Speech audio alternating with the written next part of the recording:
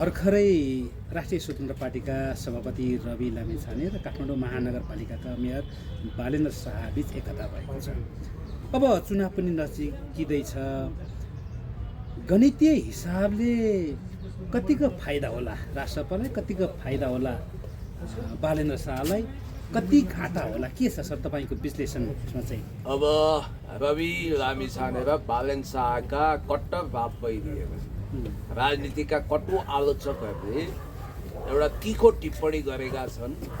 यो चाहिँ काले काले मिलेर भाले खाने प्रपञ्च हो। यो घिउ बेचुवा र तरबार बेचुवाहरूको चाउरे पिरती हो। यो केही समयसम्म चल्ने स्वार्थको गठबन्धन हो, जसले कालान्तरमा दुवैलाई राजनीतिक रूपमा बर्बाद पार्दैछ। अहिले यसरी मार्केटमा राजनीतिक बजारमा एक खालको सनसनीको हुरी चलेको छ।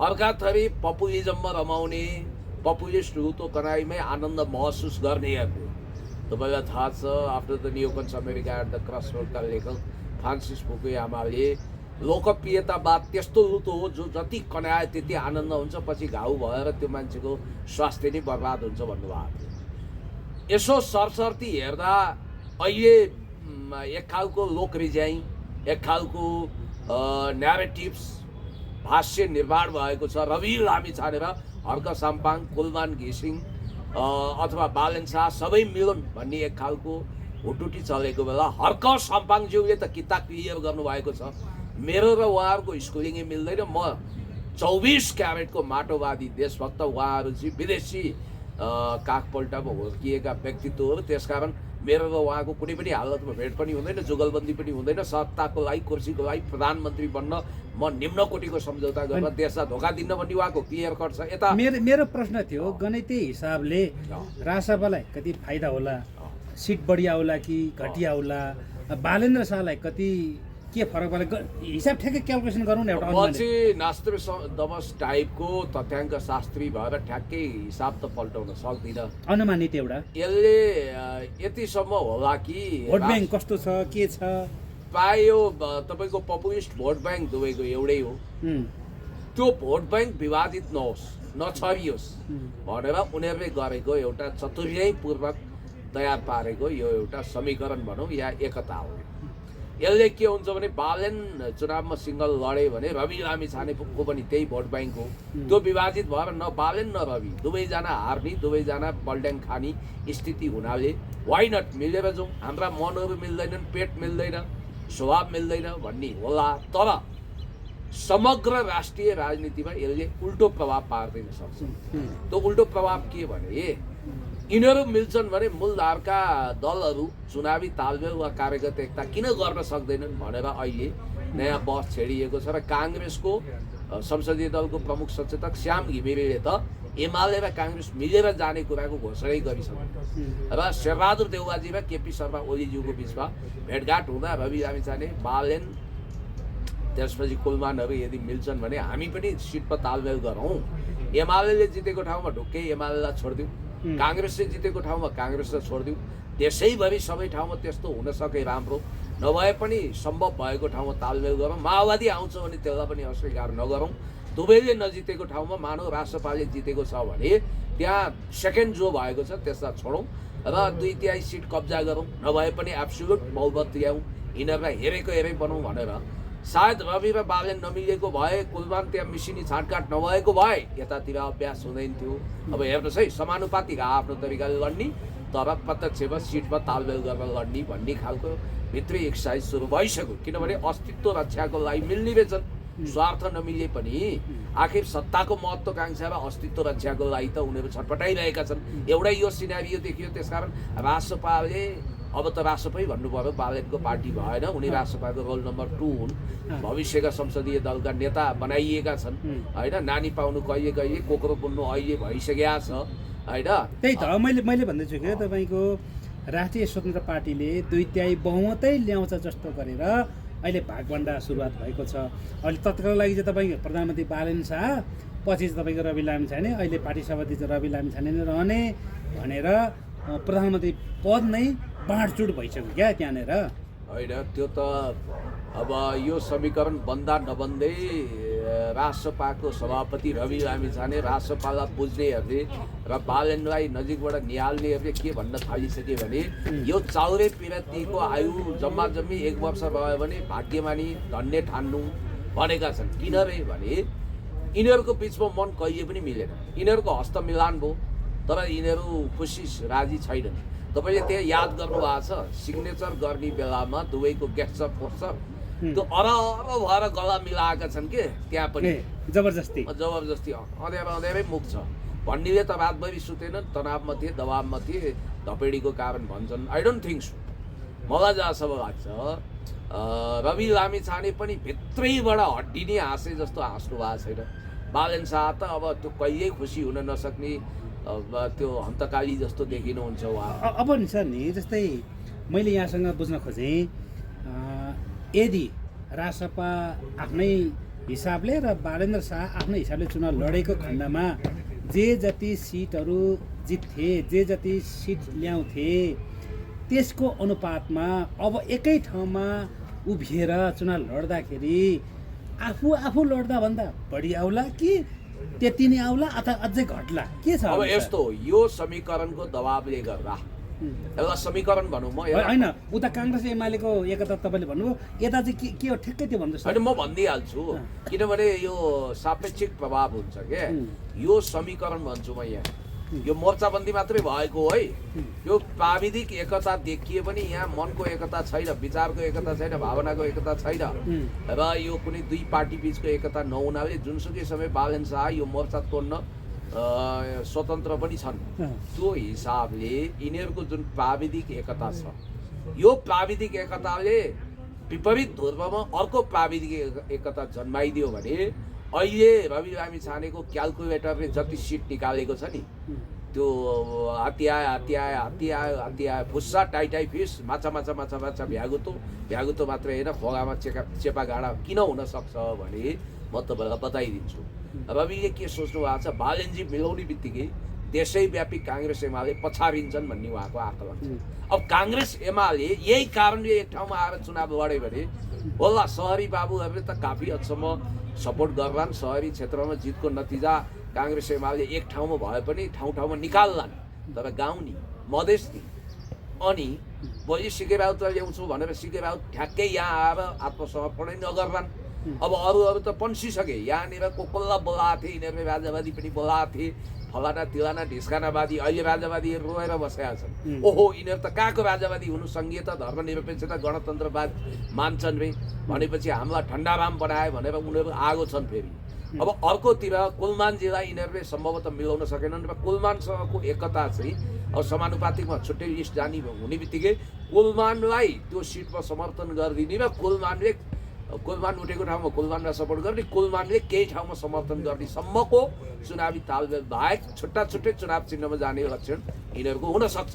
किनभने समानुपातिकमा छुट्टै लिस्ट पेश भयो। अहिले मैले सुनिरहेको छु बालेनको 40 जना, रवि लामिछानेको 70 जना गरेर 110 जनाको सूची यिनीहरूले बुझाउँदैछ। अब समानुपातिकको हिसाब छोडिदिनुहोस् होइन, समानुपातिकको कति मत ल्याउलान्, 110 मात्र त छ, 110 को सबै दलले भागवण्डा गर्ने भन्ने बित्तिकै थोरै सिट आउने हो, त्यसले बहुमतमा कुनै तलमाथि खास पार्दैन। तपाईँले भनेको चाहिँ प्रत्यक्षतर्फको सिटको प्रभावको कुरा जहाँसम्म गर्नु हो। अब यहाँनिर रवि लामिछाने बालेनले तालमेल मात्रै गरिदिएको अथवा सामान्य सिटका तालमेलका कुरा गरिदिया हो भने काङ्ग्रेस एमाले एकजुट भएर आउँदैन थिए। अब अस्तित्वको लागि उनीहरू जब चुनावी रणसङ्ग्राममा मोर्चामा एकताबद्ध भएर आउने बित्तिकै रवि लामिछानेले नमिल्दाखेरि छुट्टै लड्दा र त्यहाँ काङ्ग्रेस एमाले पनि छुट्टै लड्दा जति सिट ल्याउँथे त्यति यिनले सिट ल्याउन सक्दैन अबको अवस्थामा। अब झन् कम हुन्छ सिट, झन् घट्छ। 50 आउँथ्यो भने 30 मा झर्छ। किन त्यसरी?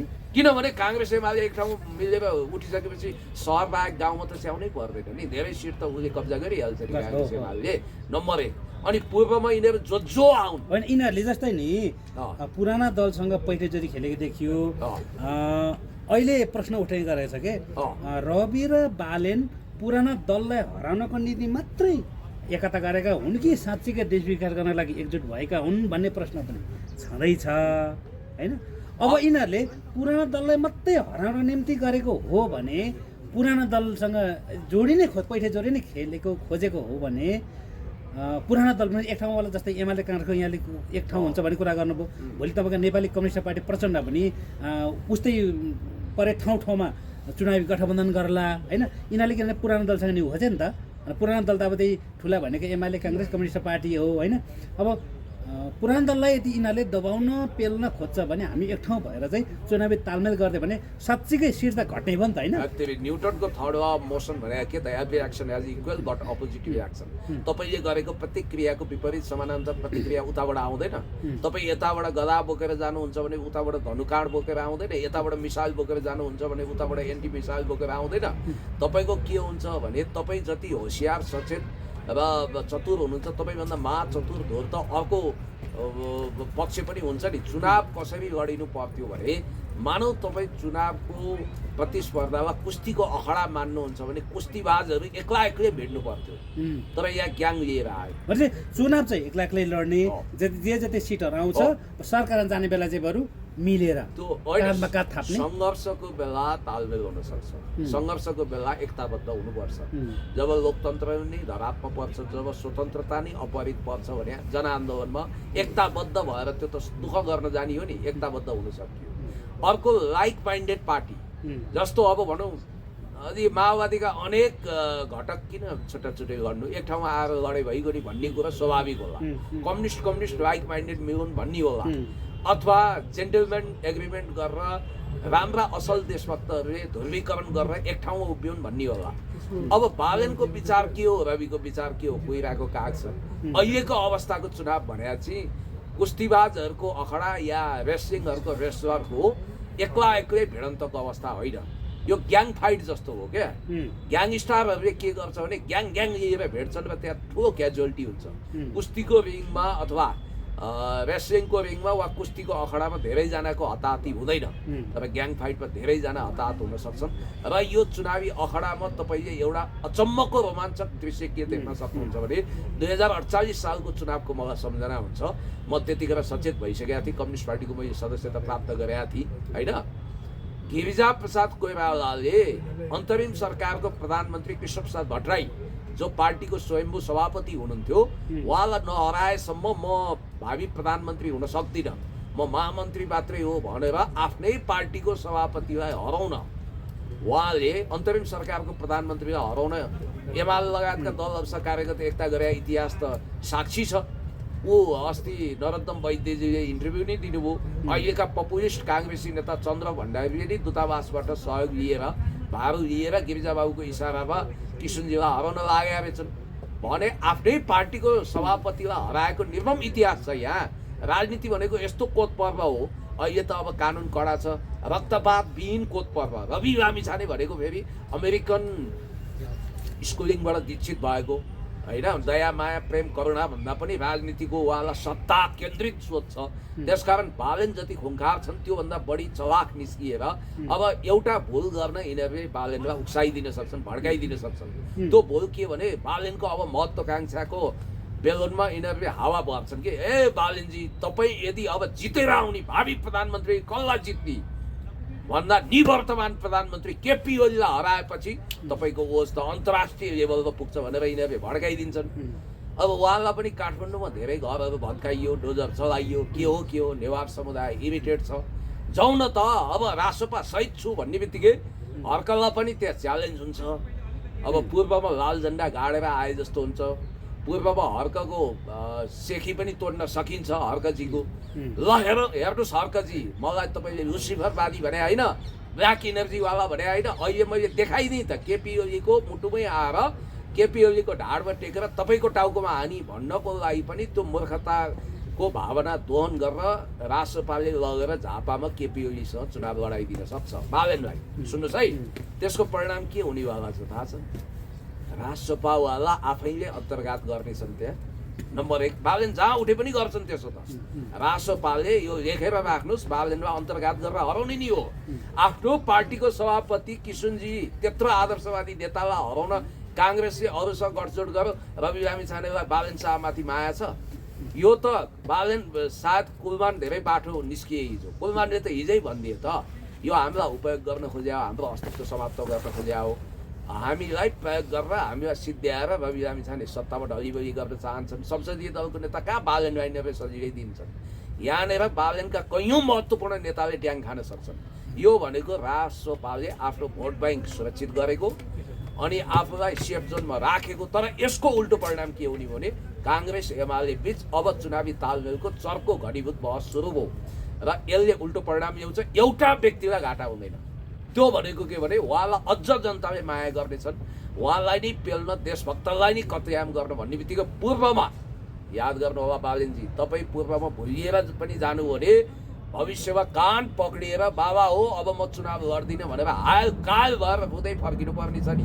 तपाईँ बालेन शाहजी, तपाईँ यदि के अरे केपी ओलीलाई हराउने नाममा रविजीको उक्साहटमा तपाईँ झापा जानु भने हर्क साम्पाङले त्यो आफूमाथिको चुनौती ठान्नेछन्, आफ्नो इलाकामा घुसपैठ गरेको ठान्नेछन् र तपाईँको चुनावी हालत बहुत दर्दनाक हुनसक्छ। त्यतिखेर जे भयो नि त एउटा कुरो चाहिँ म किटेर भन्छु, म कम्युनिस्ट आन्दोलनमा लागेको एमालेको लामो समयको नेता भएको हुनाले भनेको होइन कि अहिले हर्क साम्पाङज्यूले राष्ट्रियताको मामिलामा तपाईँभन्दा 1 पोइन्ट माथि भने नि केपी ओलीलाई राख्नुहुन्छ। तपाईँले यो कुरा बोल्नु जस्तै नि सबैको एउटा आधार इलाका आधार क्षेत्र हुन्छ भनिन्छ राजनीतिमा। जस्तै हर्क साम्पाङको पूर्व होइन 1 नम्बर प्रदेशमा आधार इलाका विशेष गरी धरान सुनसरी आधार इलाका भनेर मानिएको छ। विघटित माओवादी अहिले नेपाली कम्युनिस्ट पार्टीको आधार इलाका रुकुम रोल्पा मानिन्थ्यो पहिला होइन। प्रचण्ड प्रायः त्यता लड्थ्यो, पछाडि चितअनुसारै कहिले गोर्खा पुगे, त्यो पछाडि अनेक भयो। अरूको पनि तपाईँको एक एकवटा हुन्छ। अहिले जस्तै बालेनको चाहिँ अब कहाँ हो त होइन, तराई मधेस जुन मधेसी समुदायको हुनुहुन्छ उहाँ आफ्नो आफ्नो आधार इलाका मधेसी समुदायमा जाउँ भने पनि उहाँ बसाइसकेर आइसक्नु भएको छ। अब काठमाडौँको चाहिँ नि उहाँ अहिले स्थायीवासी हुनुहुन्छ। काठमाडौँमा पनि अब यहाँ भएभरका घरहरू भत्काएर होइन सडकको नाम बढाउने नाममा होइन चाहिँ खुद्रा व्यापारीहरूलाई हटाएर सडकमा व्यापार गर्नेलाई हटाएर दुःख दिएर सुकुम्बासीको नाममा दुनियाँ दिवाना गरेर रुष्ट भइसकेका छन् होइन। यो बाहिरबाट देख्न त सजिलो हो, रोड मिचेर घर बनायो भत्कायो त के जान्छ र भन्छ, तर भित्र बुझ्दै जाँदाखेरि होइन पर्नेलाई पिर परेको हुन्छ होइन। अब गाउँ हुँदा रोडको मापदण्ड एउटा, त्यसपछि गाउँपालिका हुँदा रोडको मापदण्ड एउटा, पछि तपाईँको सहर नगरपालिका हुँदा रोडको मापदण्ड एउटा, अनि राजधानी हुँदा रोडको मापदण्ड जति जति विकास हुँदैको त्यति रोडको मापदण्ड बढ्दै जान्छ। अनि रोडको मापदण्ड आउनुभन्दा अगाडि बनेका घर हो कि पछि बनेका घरहरू त्यो पनि छुट्नुपर्ने हुन्छ भनिरहँदाखेरि अब यहाँ पनि उनको त्यस्तो देखिँदैन। यहाँ पनि रिसाएका छन् स्थानीय नेवारहरू पनि धेरै भन्छन् क्या।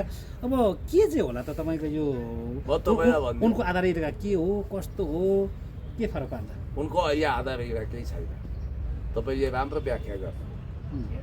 उनको सेफ जोन काठमाडौँ पनि होइन, झापा पनि होइन। अब हुनसक्ला रवि लामिछाने चितवन गएर चुनाव उठ्न हुने, तपाईँ झापा किन नहुने? भावी प्रधानमन्त्रीले उप प्रधानमन्त्रीलाई हराउँदाको मजा जति छ त्यो अरू हुन सक्दैन भनेर उनलाई भड्काएर उक्साएर अराजनीतिक मान्छेहरू ग्याङले घेरघार गरेर उनलाई झापामा केपी ओलीसँग चुनाव लड्न पठाए भने मैले भनिहालेँ उनको जीवनको त्यो पहिलो र अन्तिम चुनाव हुनेछ र बाबा कि दुहाई राजनीति मेरो बसको विषय होइन भनेर उनी टकटकिन विवश हुनेछन्। नम्बर 1 धेरै फ्याक्टरले त्यहाँ काम गर्छ, किनभने त्यसलाई हर्क साम्पाङज्यू देशभक्त भूमिपुत्र हिलोमा दोलोमा चटाइमा गुन्द्रीमा बसेर देश जनता विकास समृद्धिको पक्षमा माटोको पक्षमा अगाडि बढेको हर्क साम्पाङज्यूले पनि चुनौती ठान्नु हुनेछ र त्यसको मूल्य बहुत महँगो पर्नेछ। नम्बर 1। नम्बर 2, आफ्नो कुनै आधार क्षेत्रै नभएको ठाउँमा अब भोलि झापालीले के सोच्दैछन्? काठमाडौँमा 20,000 घरलाई दखल गरेर आएको यो मान्छेले अब झापामा 10-20 हजार घर भत्काउन आएको भनेर सोच्दै भने नि। अब बालेन शाह यही चाहन्छन् कि उनी काठमाडौँको मुखिया हुँदा काठमाडौँमा केही लाख मान्छेहरूलाई हतप्रभ बनाए, यहाँबाट खेदे गरिब सुकुम्बासीहरूलाई बेघरबार बनाए, अनि त्यसपछि धेरैको घर हाने, डोजर आतङ्क मचाए। अब के नेपाली जनताले यही मूर्खता गर्दैछन्? बालेन रविले त्यही मूर्खता गराउनको लागि बालेनलाई काँधमा बोकेका हुन् कि देशभरि त लाखौँ घरहरू भत्काउनु पर्ने होला? यहाँभित्रका अरू लाखौँ सुकुम्बासीमा बेघरबार बन्नु पर्ने होला अनि ठुला ठुला कर्पोरेट पुँजीवादीको सेवा गर्नुपर्ने होला। त्यो मूर्खता नेपाली जनताले गर्दैनन् र सम्भवतः रवि लामिछानेले आफू माथिको सङ्कटलाई सिधै काँधमा बोकेर हिँड्न सक्नुहुन्न, किनभने रवि लामिछाने भनेको बालेनमा कनाई कनाई आन्द्राभुँडी निकाल्ने भूमिकामा हुनुहुन्छ। कोखाई कोखाई कोखाई बाबु हाम्म, त्यसपछि लात्ताले ड्याम्मको नीति हो यो। रवि लामिछानेको कन्फिडेन्ट के छ भने केही कदम बहुमत आयो भने संसदीय दलको नेता आफै हुने, बालनलाई अल्पमतमा पारेर यो त सजिलो छ नि। अब यो सम्झौता भने भगवानको इजलासमा बसेर गरे होइन, सम्झौता भने तोड्नको लागि पनि गरिन्छ। भोलि केही कदम मानौँ, एउटा हाइपोथेटिकल कुरो, रासपा लार्जेस्ट पार्टी हो या बहुमत यहाँ, अब त्यहाँ बहुमतको रवि लामिछानेले त अलरेडी आफ्ना धेरै सांसद चुनेर ल्याउँछन्, बालनका धेरै हराइदिन्छन् उनले। यसै पनि पब्लिकमा अलोकप्रिय छन् बालनका मान्छेहरू, रविका पनि त्यति लोकप्रिय त होइनन्, तर कम्पेरिटिभली यसो चुनावी राजनीतिमा उनीहरूले केही कौशल र सिप प्रदर्शन गर्छन्। अब तपाईँ कल्पना गर्नुहोस्, अहिलेको कम्पोजिसन अनुसार रविको 70%, बालनको 30% मान्छे आएपछि कौन सा माइकल लालले अल्पमतलाई लगेर सरकार दिन्छ? यी नेल्सन मण्डेला हुन्, यी त्यागी मान्छे हुन्, यी गणेशमान हुन्? होइनन् नि। त्यसकारण म भन्दैछु बालन शाहको त राजनीति त्यही दिन द इन्ड हुने सम्भावना देखियो जुन दिन उनले हस्ताक्षर गरे। र अर्को कुरो, लुसिफर वाला कुरो त अब पब्लिकमा त आउनुपर्छ। हिजो जस्तो हामी त यस्तै त हो नि पो भनेर कोठामा बसेर कफी खाएको भरमा हुँदैन। अब पब्लिक फोरममा आएपछि जवाफदेही हुनुपर्छ। र अर्को कुरा ख्याल गर्नु होला, हिजो बालनले किन काठमाडौँमा जित्यो? एक रहस्यमय मानिस जो ऱ्यापर थिए, काठमाडौँमा केशव स्थापितले गतिलो काम गर्दा गर्दै उनलाई जनताले पत्याएनन् उनको अस्थिरताको कारण। अर्को, त्यो बेलासम्म बालनले हजारौँ घरमा दखल दिएका थिएनन्, कैयौँ सुकुम्बासी खेदेका थिएनन्। उनको गीत रामेशकै चोरचार गरेको भए पनि पपुलर थियो। गाई त बाँध्यो ढुङ्ग्रामा मोही छैन, गरिबको चमेली बोल्दिने कोही छैन भन्दा गरिबको लागि बोल्ने यही मान्छे हो कि भन्ने भ्रम थियो। अब त्यो भ्रमबाट त मान्छे मुक्त भयो। फेरि जेनजी आन्दोलन पछिको प्रभाव अब जाँच। गरिबको लागि बोल्दिने भन्दा त भेट त गर्न मुस्किल छ भने कसरी गरिबको लागि बोल्दिने? त्यही भएर हर्क साम्पाङज्यूको पहाड पनि भइरहेको छ। अहिले तपाईँले देखिरहनु भएको छ, जेनजी आन्दोलनलाई धोका दिने, देशलाई ठग्ने, बर्बाद बनाउनेहरूसँग मेरो कुनै सहकार्य हुँदैन भन्ने कुरालाई नेपालका राष्ट्रिय मिडियाले सहकारीको कुरा आउँदा के सहकारी एकताको कुरा गरियो, एकता बृहत एकता भनियो होइन। बृहत एकता कुन अर्थमा भनियो? किनभने बालनको पार्टी पनि थिएन, आधिकारिक रूपमा पार्टी पनि देखिएको थिएन आजसम्म होइन। अघोषित रूपमा त पार्टी दल थियो होला, तर घोषित रूपमा दलै बालनकै दल भनेर त देखिएको थिएन। अब दुई दलबीच हुने एकता हो भने बृहत भनिन्थ्यो। यहाँ त व्यक्ति पार्टी र व्यक्तिको एउटा एकता जस्तो देखिन्छ। अब फेरि यहाँनिर उहाँहरूको 7 बुँदे समझदारीमा सम्झौता पत्रमा चाहिँ भनिएको छ, अब पार्टीको नाम पनि राष्ट्रिय स्वतन्त्र पार्टी, दलको झन्डा पनि साबिकै चिन्हमा घन्टी भइसकेपछि होइन, त्यो त रवि लामिछानेको पार्टीमा चाहिँ बालन शाह प्रवेश गरेको पो भन्ने होला त कि एकता कसरी, कुन अर्थमा एकता भन्यो? हुन्छ के प्राय के हुन्छ भने तपाईँको घरमा कोही मान्छे 200 भित्रिन्छ, भरे 2000 मान्छे भाँडेर हिँड्छ भने त्यसले दीर्घकालीन रूपमा ड्यामेज गर्छ। अब रवि लामिछानेलाई हुनेवाला यही छ, किनभने लगभग हेर्दाखेरि रविले बालनलाई धोका र विश्वासघात गर्नेछन्, चुनाव हराउनेछन् या मुस्किलले जितेर आएछन् भने पनि संसदीय दलको नेता बनाउने छैनन्, त्यहीँभित्र विद्रोह गर्न लगाउनेछन्, बहुमत अल्पमतको बखेडा झिक्नेछन् र रवि कुनै न कुनै बाहनामा आफै संसदीय दलको नेता हुने बित्तिकै उनीहरू टुक्रिनेछन्। या त बालनलाई यही बिचमा चिसो पसेर अब कुलमानको सुलसुले नीति लागू हुन्छ होइन, बालनलाई संसदीय दलको नेतै बनाए पनि होइन राष्ट्रिय स्वतन्त्र पार्टी पछि सरकारै जान्छ भन्ने के छ? होइन तपाईँको सरकार जान पाउने मौकै पाउँछ भन्ने पनि के छ? होइन तपाईँको भरे एमाले काङ्ग्रेस माओवादी फेरि मिलेर फेरि सरकारमा जाला होइन। सुन्नु न, किन बनाउँदैन भने नि चतुर मान्छेले पहिलो स्टेपमै गल्ती गर्दैन। उनीहरूको पहिलो स्टेपको गल्ती यही हुनेछ रवि लामिछाने कि बालन शाहलाई सेफ जोनमा लगेर जिताउने पहिलो भुल राष्ट्रपाले गर्दैन। कमसेकम रवि लामिछाने जस्तो महाचतुर खेलाडीले यो गर्दैन। दोस्रो, जनताबाट आफै अनुमोदित हुन बालनलाई गाह्रो छ। उनको निश्चित चुनावी क्षेत्र छैन, उनको पहुँच प्रभाव त्यति राम्रो छैन र रासपा आफैले पनि बालन शाह चुनाव हार्न सक्ने सम्भावित ठाउँमा लगेर महत्त्वाकांक्षा भड्काएर सम्भवतः उपत्यका बाहिरबाट उठाउने भुल गरिदिनेछ। तेस्रो, केही कदम जितिहाल्यो भने उनीहरू यति लाटा छैनन् कि अहिले तपाईँले संसदीय दलको नेता दिनुभयो भने भोलि अल्पमतले पनि सरकार गठन गर्छ नि सर। फर्स्ट पार्टी नै हुनु पर्दैन नि त। तपाईँले संसदीय दलको नेता बनाइदिनु भने त जुनसुकै बेला नेता प्रतिपक्षको रूपमा सरकार ढल्ने बित्तिकै प्रतिपक्षी दलको नेताको रूपमा ऊ संसदीय दलको नेताको रूपमा सरकार प्रमुख हुनसक्छ। त्यसकारण बहुमत यास नयास जेसुकै गरोस्, एक त बालन शाहलाई जित्ने गरी उठाउँदैन, दोस्रो जित्न लाग्यो भने अन्तर्घात गर्छ, तेस्रो जितेर आए भने पनि बहुमत अल्पमतको बखेडा झिकेर संसदीय दलको नेता रवि नै बन्छन् र त्यसपछि सम्भवतः चुनाव लगत्तै यिनीहरूको चाउरे पिरती वियोगान्त कथामा अन्त्य हुनेछ र म यो भविष्यवाणी गर्छु कि यो अप्राकृतिक असैद्धान्तिक हेर्नुहोस् या त त्यागको होडबाजी हुनुपर्थ्यो। थाओ एम्बिके र ज्याक जुमाको बिचमा म प्रधानमन्त्री बन्दिनँ भन्ने लडाइँ थियो। यस्तो हुनुपर्छ नि, नीतिमा बहस हुनुपर्छ, सिद्धान्तमा हुनुपर्छ, राष्ट्र निर्माणको मोडालिटीमा हुनुपर्छ, केहीमा पनि छैन। यिनीहरूको केवल कुर्सीमा को प्रधानमन्त्री हुने रे, के रे, नानी पाउनु कहिले कहिले कोक्रो बुन्नु। अहिले याद गर्नु होला, हर्क साम्पाङ जस्तो सैद्धान्तिक अडान त छैन, देश बनाउने एजेन्डा छैन। त्यस कारणले गर्दाखेरि मलाई के लाग्छ भने यिनीहरू जस्तोसुकै अवस्थामा पनि काङ्ग्रेस एमाले मिलेर लड्दा त्यहाँ माओवादी आयो भने यिनीहरूको पोजिसन त्यसमा पनि उनीहरू पछि नै हुन्छ। केही कथम काङ्ग्रेस एमाले मात्रै मिल्यो, माओवादी आएन भने पनि यिनीहरूको अवस्था सेकेन्ड थर्डै हो। अनि एक्लै काङ्ग्रेस एमालेसँग भिडन्त गऱ्यो भने पनि यो समीकरण फर्स्ट हुँदैन। यो चाहिँ लेखेर राख्नुहोस्, म भनिदिन्छु तपाईँलाई। अनि अर्को कुरो, कसैको बहुमत नआउने अवस्था भयो भने अब काङ्ग्रेस एमाले मिलेर लड्यो भने बहुमत त्यहाँ आउन सक्छ। अथवा हर्क साम्पाङज्यूको एउटा अदम्य आत्मविश्वास छ, अरू सबको मिडिया ट्रायल हो, बहुमत हामी ल्याउँछौँ। त यो आत्मविश्वासको पनि त ट्रायल हुन्छ नि, पोलिटिकल ट्रायल हुने त अवस्था छ। अब यहाँ एउटा इन्ट्रेस्टिङ कुरा के छ भने बालन शाह चाहिँ अनैतिक नहुने अरे के। अब म सुन्दैछु 1 हप्ताभित्र राजीनामा दिने अरे उहाँले। भनेपछि यो त बालन शाहको लाटोपन देखिँदैन र यहाँ, किनभने बाहिर उनी जति स्मार्ट छन् भित्र त्यति नै लाटो देखिन्छ। किन केही गरी संसद पुनर्स्थापना भयो भने तपाईँका सबै झन् यो समीकरण नै टुट्छ त्यो बिचमा। र अब तपाईँले कुलमानको महत्त्वाकांक्षा व्यवस्थापन गर्नु भएन भने बालनमा उनीलाई बाँड्छ, हेर्नु होला। किनभने यिनीहरूको सम्बन्ध चाहिँ तपाईँको एकदम इन्टिमेट छ। हिजै झन्डै बालनमा भड्काइसकेका थिए। बालन अब यहाँनिर के छ भने फेरि हामी क्यारम बोर्डका गोटी आफै मिल्न नसक्ने, अरूले मिलाउने भनेर भूपी शेरचनले भने जस्तै यो अन्तर्राष्ट्रिय सुपर ग्लुले जोडिएको हुनाले यिनीहरू आफै मिलेका होइनन्, मिलाइएका हुन् र तबसम्म मिलाइनेछन् जबसम्म यिनीहरू मिल्नेछन्। म अन्तिमतिर पनि छु। अब कुलमान, रवि, बालेन एकताका प्रयास भयो, तर अन्ततगत रवि र बालेनको चाहिँ एकता भयो।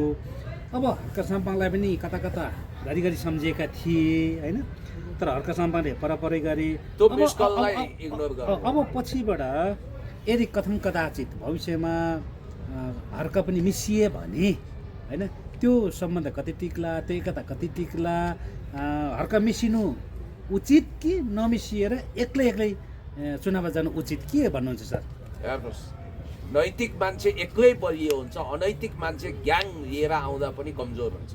साझा व्यापार, साझा काम होइन, साझा राजनीति, जे पनि साझा भनेको साझ हो कि बाजो भन्छ क्या सर नि होइन। तपाईँको एउटै पसललाई दुईजनाको लगानी गऱ्यो भने एक दिन सानो 2-4 रुपियाँ त्योमै त्यहाँ झगडा पर्छ होइन। मैले भनिनँ सैद्धान्तिक कुनै विभेदै नभएका लाइक माइन्डेड हुन त पपुलिजमको जग एउटै हो भने पनि यिनीहरू लाइक माइन्डेड होइन। यिनीहरूको केमिस्ट्री अलग छ, यिनीहरूको व्यक्तित्व अलग छ। हर्क साम्पाङज्यू त्यति मूर्ख हुनुहुन्न, त्यति अविवेकी हुनुहुन्न कि एउटा देशभक्तले अर्को समूहसँग, त्यस विचारै नमिल्ने समूहसँग गएर जुगलबन्दी गर्दाको घाटा उहाँलाई थाहा छ। त्यसमा पनि उहाँले एउटा नैतिक जमिन र मानक बनाउनु भएको छ। भोलि आफ्नो मानक आफै भत्काएर जब हर्क साम्पाङ त्यहाँ जानुहुन्छ तब उहाँको अस्तित्वै नरहने हुनाले उहाँले त्यो गर्नुहुन्न। किनभने उहाँले अहिले सिधा ओपन च्यालेन्ज गरेको त उहाँहरूलाई हो नि। वास्तवमा यो नयाँ भनिएका शक्तिसँग एक्सपेक्टेसन थियो, तर यिनीहरू लुसिफरवादी भए, यिनीहरू विदेशी दलाल भए भनेर उहाँले आइडेन्टिफाइड गरिसक्नुभयो, ठप्पा लगाइसक्नुभयो। सबले त्यो स्ट्याटस स्क्रिन सेयर गरे। उहाँ थोरै मित्र परिवार हो, अघिल्लो दिनसम्म पहिला जान्न भन्ने भोलिपल्ट गुटुटु दौडेर जाने त उहाँको चरित्र होइन। बोलीमा अडिने किराँती छोरो हो। त्यस कारणले हर्क साम्पाङज्यूलाई लागेको छ यस I will be the prime minister, तर म देशसँग सम्झौता गरेर माटोसँग सम्झौता गरेर लुसिफरवादी भएर जेनजीलाई धोका दिएर सत्तामा जान्न, म देशभक्त भएर जान्छु, विदेशी दलाल भएर होइन। आई स्याल ओभरकम, म जित्नेछु। तर कतिपयले चाहिँ के भन्छन् भन्दाखेरि नयाँलाई गाली गर्नु हुँदैन थियो हर्क शर्माले, पुरानोसँग लडाइँ लड्नु पर्थ्यो भन्छन्। फेरि कतिले के भन्छन् भने होइन, तपाईँको फाइटै गर्नु परेपछि आफ्नो बराबरी लेभलसँग गर्ने हो, तपाईँको त्यो कमजोर टिमसँग किन फाइट गर्ने। पुरानो भने त अब त्यो डेफिफायर भइहाले, अब नयाँ जुन इनर्जी लिएर आएको हुन्छ त्यो इनर्जी लिएकोसँग चाहिँ लाप्पा खेल्दा पो मजा आउँछ त होइन त। तपाईँको त्यो बुढो बाख्रा के अरे जवान स्याल जस्तो हो, किन फाइट खेल्नु पर्यो र होइन। यस्तो हो क्या कुरा, के हुन्छ भने नयाँ के आधारमा भन्ने, नयाँ हेयर स्टाइल भएकोले नयाँ भन्ने कि नयाँ विचारमा नयाँ भन्ने कि दृष्टिकोण विचार जम्मै तपाईँको पुरानो छ, डेट एक्सपायर छ। अब त्यो जन्ममितिको हिसाबले अस्ति पार्टी जन्म्यो, त्यसकारण त्यसलाई नयाँ भनिदिने हुँदैन। नयाँ हुनको लागि नवीन सोच चाहिन्छ, नयाँ शिल्प चाहिन्छ, नयाँ कला चाहिन्छ, नयाँ भिजन चाहिन्छ, नयाँ रोडम्याप चाहिन्छ, नयाँ दृष्टिकोण चाहिन्छ, राष्ट्रियता चाहिन्छ, जनतन्त्रप्रति र देशप्रति सजग हुनुपर्छ। भ्लादिमिर जेलेन्स्कीको काटीकुटी नेपाली अवतारलाई सर्भेन्ट अफ पिपलबाट उदाएको भ्लादिमिर जेलेन्स्कीलाई ल्याउने भुल गर्दा अहिले युक्रेनीहरू रगतको आँसु चुहाउन अभिशप्त छन्। नेपाललाई अन्तर्राष्ट्रिय खेलाडीहरूको खेल मैदान बनाउने भुल नेपाली जनताले गर्दैनन्, नम्बर 1। नम्बर 2, अब कुलमान चाहिँ यो बिचमा के गरिदिन सक्छन् भने कुलमान फेरि छटपटाउन थालिसक्यो। कुलमानलाई त वास्तवमा भन्ने हो भने रविले बाल नदिया हो, किन रविको नजरमा कुलमान रविको पद ताक्ने मान्छे भन्ने छ। अब बालेनको चाहिँ अलिकति भोट ब्याङ्क होला के होला भनेर यिनीहरू मोहित भएका हुन् र त्यो भोट ब्याङ्कको कारण त्यही भोट ब्याङ्कले असर पर्न सक्छ भनेर सजग भएका हुन्। तर कुलमानको खासै ठुलो भोट ब्याङ्क नभएको अध्ययन गरेको यो दुवै समूहले आफ्नो प्रधानमन्त्री ताक्न आएको व्यक्तिको रूपमा पन्छाए। तर केही दिनभित्र हेर्नु होला कुलमानले यस्तो ट्रिक लगाउँछन् कि सम्भवतः यो समीकरण नबन्दै तुहाउँछन् र बालेन शाह भने त लडी मान्छे हुन्। भोलि एउटा सानो इभेन्टको कारण चुनाव अगाडि नि ल रविजी तपाईँ पर्सिनुहोस्, म कुलमानजीसँग मिलेर जान्छु भन्दै उनलाई के बिग्रिन्छ। अब समानुपातिकतासँगै बुझाए क्यारे त्यो अर्थमा त मिलेर जालान् भन्ने छ। मानव चुनाव भएन भने यो समीकरणको कुनै कामै छैन, ढुस भएर जान्छ। त्यसकारण हेर्नु छ, म यति चाहिँ ठोकुवा गर्छु कि बालेन शाहलाई मूर्ख बनाएर रवि लामी छानेहरूले त्यो ठाउँमा चुनाव लड्न लानेछन् जहाँ उनको पराजय सुनिश्चित छ। हस्।